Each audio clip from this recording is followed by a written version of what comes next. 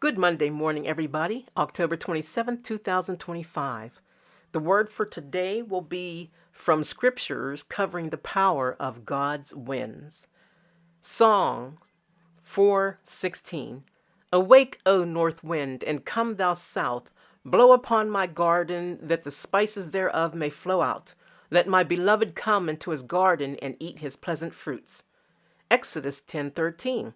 And Moses stretched forth his rod over the land of Egypt, and the Lord brought an east wind upon the land that all day and all that night. And when it was morning, the east wind brought the locusts.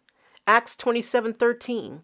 And when the south wind blew softly, supposing that they had obtained their purpose, loosing thence, they sailed close by Crete.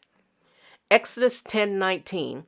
And the Lord turned a mighty strong west wind, which took away the locusts and cast them into the Red Sea.